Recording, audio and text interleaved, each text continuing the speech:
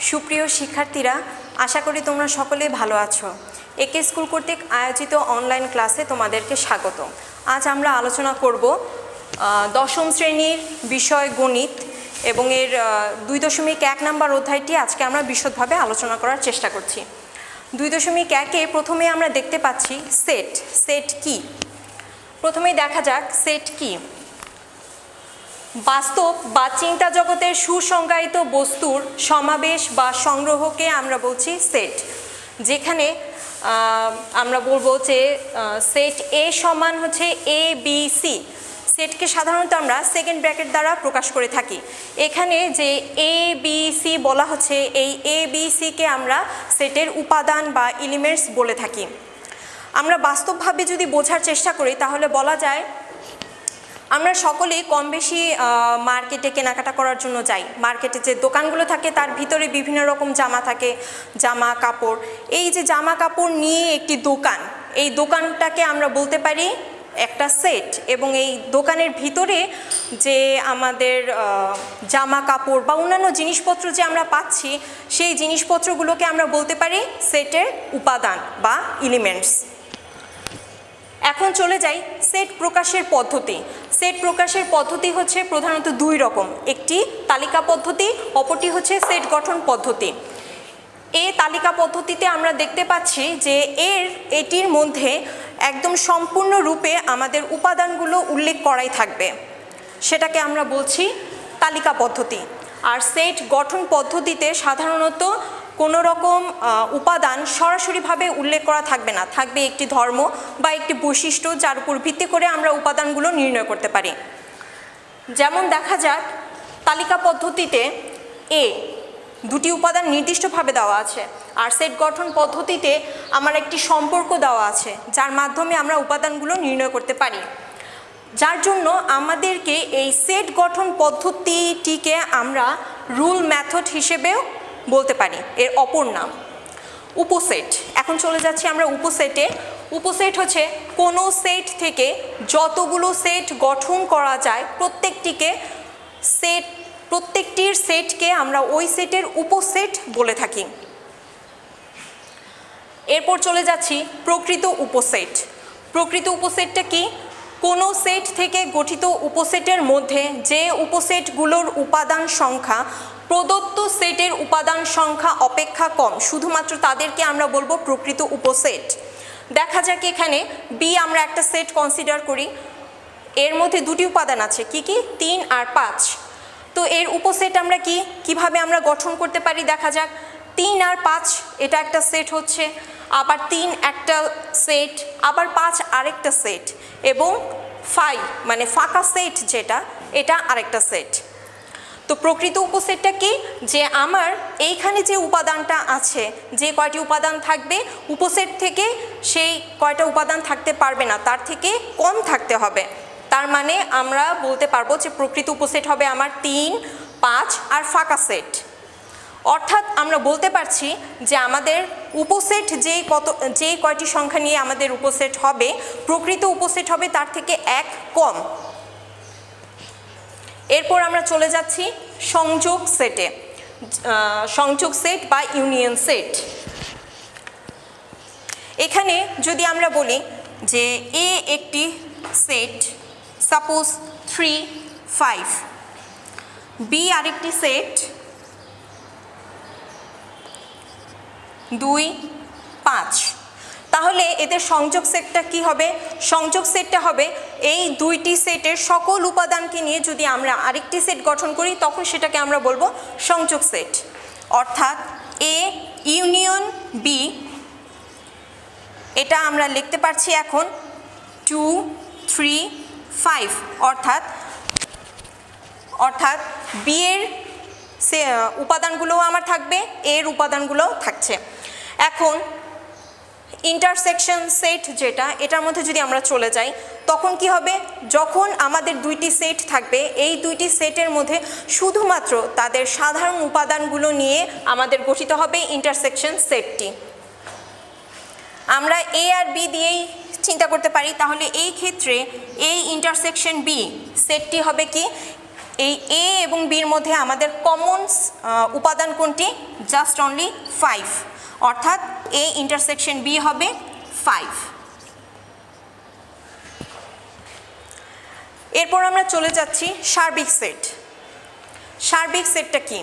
সার্বিক সেট হচ্ছে যখন আমরা অনেকগুলো সেট নিব এবং সেই সেটগুলা যখন তারা উপসেট হিসেবে কাজ করে একটি সেট গঠন করবে, অপর একটি সেট গঠন করবে, তখন সেটাকে আমরা বলবো সার্বিক সেট। সাপোজ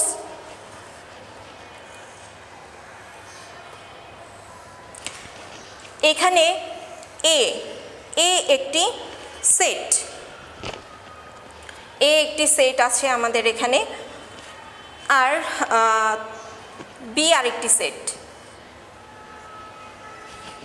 এখন এই এ এবং বি দুইটি সেট মিলে আমাদের আরেকটা সেট গঠন করা হয়েছে, সেটাকে আমরা বলবো হচ্ছে কি সার্বিক সেট, যেটাকে আমরা ইউ দ্বারা প্রকাশ করে থাকি। এবার আমরা চলে যাচ্ছি পূরক সেট বা কমপ্লিমেন্ট অফ সেট। এখানে কি হবে? এখানে আমাদের যে সার্বিক সেটটা থাকবে, সার্বিক সেটে আমার যে সেট থাকবে, এই সেট বাদে অন্যান্য সকল উপাদানকে বলা হবে হচ্ছে পূরক সেট অথবা কমপ্লিমেন্ট অফ সেট, যেটাকে আমরা সি দ্বারা প্রকাশ করি। কিভাবে? যদি এটি আমার হয় এ সেট, তাহলে এ সেটের কমপ্লিমেন্ট সেটটা কি হবে? A C. অর্থাৎ সার্বিক সেট থেকে এই এ সেট বাদ দেওয়া লাগবে, এ সেটের উপাদানগুলো বাদ দিলে যা থাকবে সেটাই হবে হচ্ছে আমার পূরক সেট। এখন আমরা কিছু বিশেষ সেটগুলো সম্পর্কে জানব। আমরা কোন সেটকে কি দিয়ে প্রকাশ করি দেখা যাক। স্বাভাবিক সংখ্যার সেট, স্বাভাবিক সংখ্যার সেটকে সাধারণত আমরা এন দ্বারা প্রকাশ করি। পূর্ণ সংখ্যার সেট জেড, মূলদ সংখ্যার সেট কিউ, বাস্তব সংখ্যার সেট আর।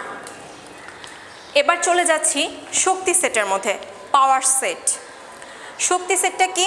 সাধারণত উপসেট সম্পর্কে আমরা কিছুক্ষণ আগে ধারণা লাভ করেছি।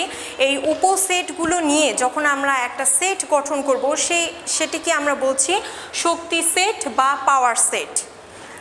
যেমন দেখা যায় যে কোনো মার্কেটে গেলে দোকানে, ধরো আমার নীল রঙটা খুবই পছন্দ, তো দোকানে হয়তো দুটি জামার রং নীল আছে। এখন কি হতে পারে? ওই দুটি নীল জামাও আমি নিতে পারি, আবার একটি নীল জামাও নিতে পারি, অথবা একটিও আমি ইচ্ছা হলে যে হ্যাঁ আমি কিনবো না, সেটাও করতে পারি। তো তার মানে এই যে যখন আমরা সবগুলো নিয়ে একটা সেট গঠন করব, তখন সেটাকে আমরা বলবো হচ্ছে শক্তি সেট। ঠিক আছে? তো শক্তি সেট, এটাকে আমরা ইংলিশে বলছি হচ্ছে কি পাওয়ার সেট, যার অর্থাৎ আমি এটাকে পি দ্বারা প্রকাশ করব। দেখা যাক, ধরো সি একটা সেট যেখানে আমার আছে 1 2, তো এটা পি অফ সি কি হবে? তার মানে কি থাকছে? 1 2, দেন আমি আবার 1 নিতে পারি একটি করে, আবার কোনোটাও না নিতে পারি, অর্থাৎ সেটা হবে কি ফাঁকা সেট। এখন সবগুলো মিলে যখন আমি একটা সেট চিন্তা করব, তখনই তো সেটাকে আমরা পাওয়ার সেট হিসেবে গণনা করব। তো যার জন্য কি হচ্ছে, এটাকে আবার আমার কি করা লাগবে? সেকেন্ড ব্র্যাকেট দিয়ে আটকে দিতে হবে। ঠিক আছে? তখন সেটাকে আমরা বলবো হচ্ছে কি পাওয়ার সেট। আচ্ছা, এখন আমরা বইয়ের একটি অঙ্ক করব, 6 নাম্বার অঙ্কটা, যেটা আমাদের জন্য খুবই ইম্পর্ট্যান্ট।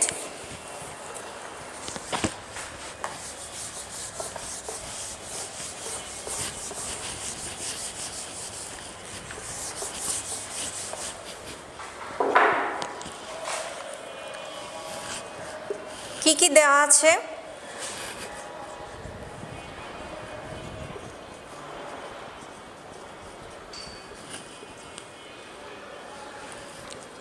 এ একটি সেট, তারপর বি। এখন বলা আছে সির একটা সম্পর্ক দিয়ে দিয়েছে আমাদেরকে। সি সমান কি বলে দিয়েছে? A union B. এখন আমরা তাহলে এ সেটের মানটা বসিয়ে দিচ্ছি।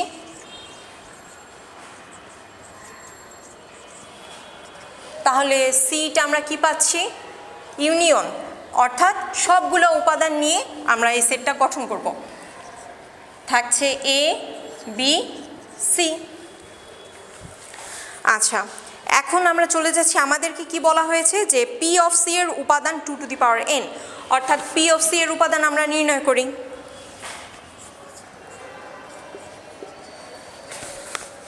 প্রথমে আমরা সম্পূর্ণটি নিব, এ বি সি, দেন দুটি উপাদান করে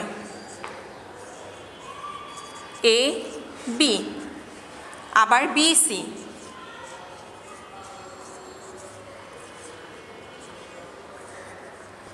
এখন একটি করে নিব, আরেকটি বাকি আছে। দেখো A B B C, A CO আমরা একটি উপাদান নিতে পারি, একটি করে এ বি সি, আরেকটি কি থাকবে, ফাঁকা সেট।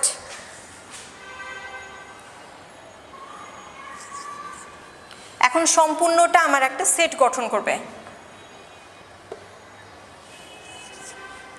টোটালটা এখন আমি সেকেন্ড ব্র্যাকেট দিয়ে আটকে দিব, তখন এটা হবে হচ্ছে আমার পাওয়ার সেট বা শক্তি সেট। দেখা যাক এখন আমার সি এর উপাদান সংখ্যা কতটি। সি এর উপাদান সংখ্যা এখানে দেখো তো কত আসছে,